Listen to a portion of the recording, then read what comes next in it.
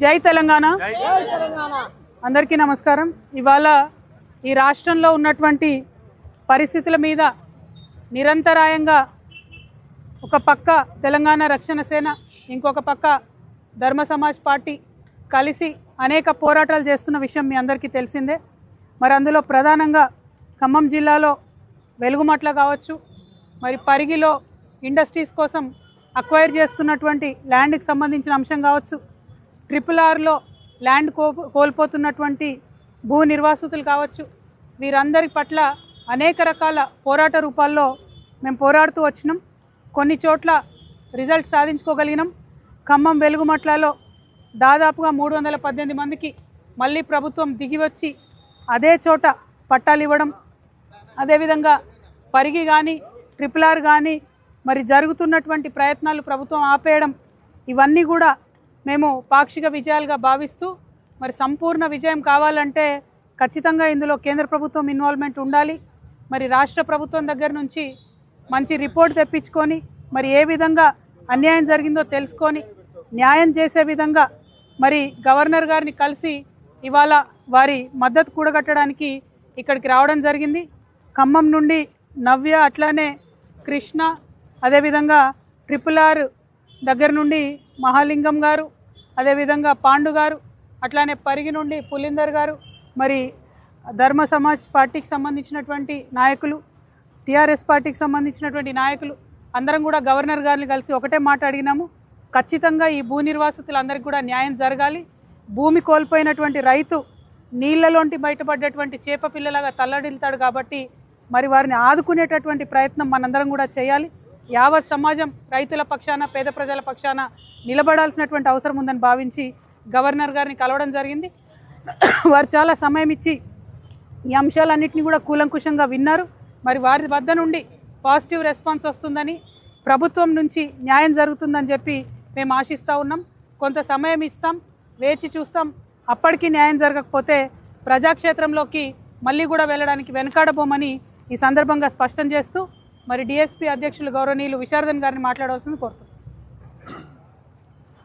Media మిత్రులందరికీ నమస్కారం। ఈరోజు తెలంగాణ రాష్ట్ర ప్రభుత్వం ముఖ్యమంత్రి నేతృత్వంలో తెలంగాణలో వేల ఎకరాల భూదోపిడీకి పాల్పడింది। ఇది ఎంత భయంకరంగా సాగుతుందంటే ఇండస్ట్రీస్ పేరు మీద వేలాది ఎకరాలు కొల్లగొడతా ఉంది।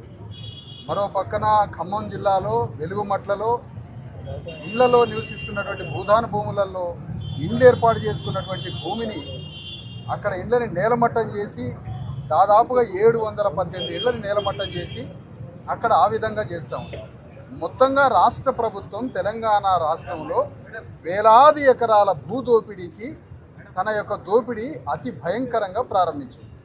ఆ దోపిడీకి వ్యతిరేకంగా తెలంగాణ రాష్ట్రంలో ప్రభుత్వం మీద యుద్ధం చేసి ఆ దోపిడీని ఆపాలని, ప్రజలకి న్యాయం చేయాలని 2-3 సంఘటనలలో మరి తెలంగాణ రక్షణ సేన అధ్యక్షురాలు కవిత గారి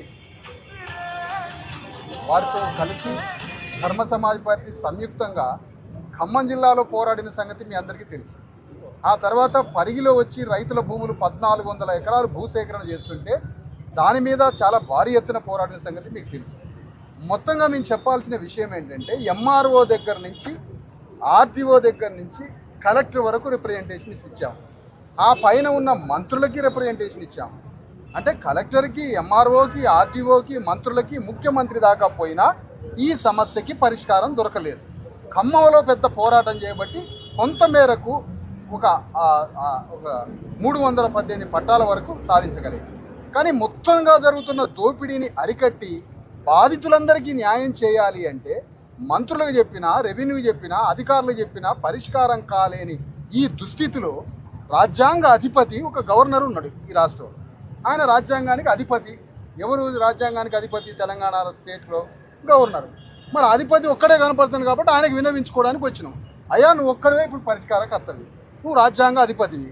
రాజ్యాంగానికి వ్యతిరేకంగా ముఖ్యమంత్రి రేవంత్ రెడ్డి దుర్మార్గంగా పరిపాలిస్తూ వేల లక్షల ఎకరాల భూదోపిడీకి ప్రారంభించడం, అది 4th సిటీ పేరు మీద కావచ్చు, త్రిపుల్ పేరు మీద కావచ్చు, వెలుగుమట్ల పేరు మీద కావచ్చు, పరిగి ఇండస్ట్రియల్ పేరు మీద కావచ్చు, మొత్తంగా 1,00,000 ఎకరాలు కొల్లగొట్టడానికి పథకం పన్నెండు.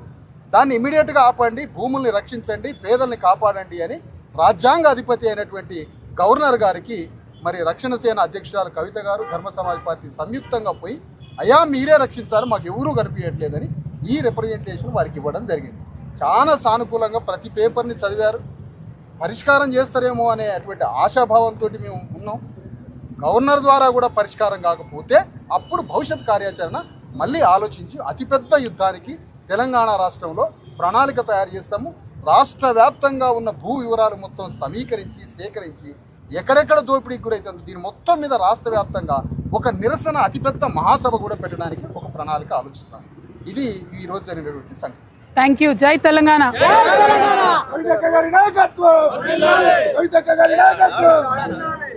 గతంలో కూడా ప్రతిపక్షాలు, కొంతమంది కొన్ని సంఘాలు, కొన్ని పార్టీల నాయకులు గవర్నర్ కలిసి కొన్ని ఇష్యూస్ మీద గవర్నర్ని కలుస్తున్నారు, కానీ గవర్నర్ నుంచి రియాక్షన్ ఏం లేదు. గతంలో లగచర్ల కానీ, హిట్ పాలసీ కానీ ఇట్లాంటి విషయంలో కూడా కలిసి అవినీతి మంత్రుల అవినీతి పైన కానీ గవర్నర్ నుంచి పెద్దగా రియాక్షన్ ఏం కనపడలేదు. బయట మీరు ఇచ్చిన రిప్రజెంటేటివ్ తీసుకుంటున్నారు, రియాక్షన్ లేదు. సో అట్లా ఇది అట్లా ఉంటే ఎట్లా మీరు ఏం చేస్తారు?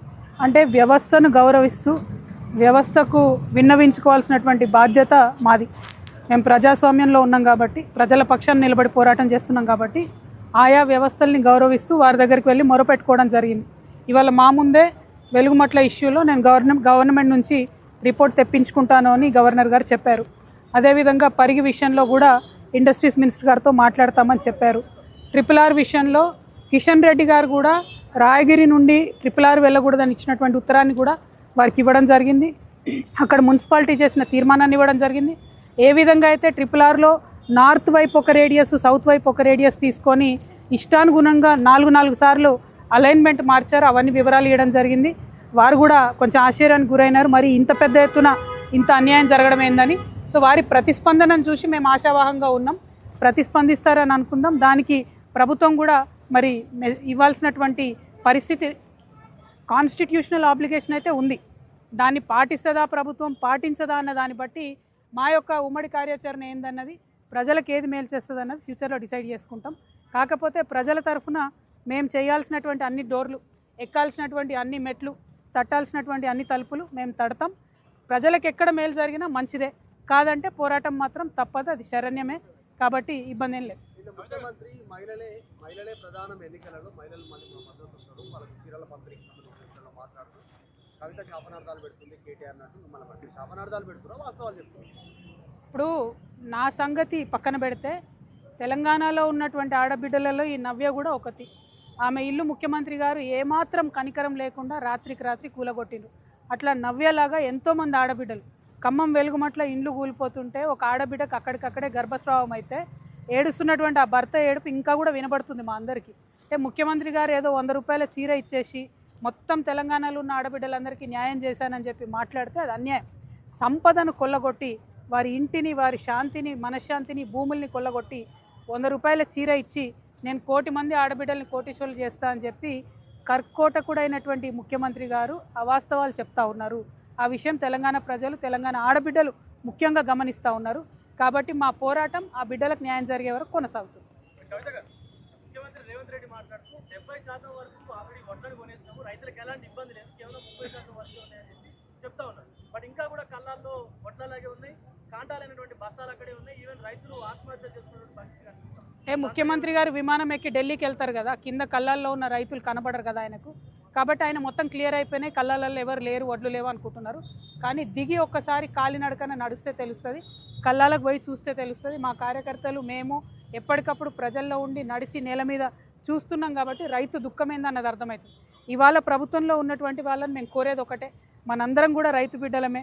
రైతు బాధతో ఉంటే, రైతు పంట పండించకపోతే ఎవరికి కూడా ప్రశాంతంగా ఉండదు, ఎవరికి కూడా తినడానికి బుక్కెడు బువ్వ కూడా ఉండదు. ముఖ్యమంత్రి గారు అబద్ధాలు చెప్పడం మానేసి వాస్తవాలు తెప్పించుకోండి. మీరు ఎందుకు కొంటలేరు, కొనకపోతే వచ్చే వడగండ్ల వాననో ఏదన్నా వెదర్ మారితే వచ్చేటటువంటి పరిస్థితుల్లో రైతులు ఎంత ఆగమవుతారు. అందుకే మొన్న సెక్రటేరియట్ ముంగట వడ్లు పోసి ధర్నా చేయాల్సిన పరిస్థితి వచ్చింది. ఏ జిల్లాలో చూసినా దుఃఖమే ఉన్నది, ఏ జిల్లాలో చూసినా రైతులు సంతోషంగా లేరు.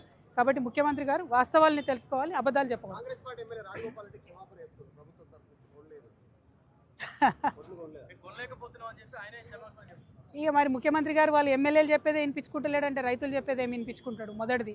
రెండవది, ప్రభుత్వంలో ఉన్న వాళ్ళకైనా ప్రజలకైనా సామాన్యులకైనా ఒక్కసారి చుట్టూ తిరిగి చూస్తే ఎంత దుఃఖం ఉందో అర్థమవుతుంది. రైతులు ఎంత బాధపడుతున్నారో తెలుస్తుంది.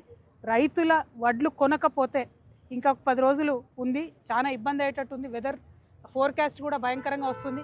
ఏ నిమిషానికి వాన పడుతుందో ఏమవుతుందో తెలియదు అనేటటువంటి వస్తుంది. కాబట్టి గవర్నమెంట్ సీరియస్గా తీసుకొని కొనాలని మేము డిమాండ్ చేస్తూ ఉన్నాం. కొనకపోతే మాత్రం జిల్లా స్థాయిలో కూడా నిరసనలకు దిగుతాం. Thank you. జై తెలంగాణ.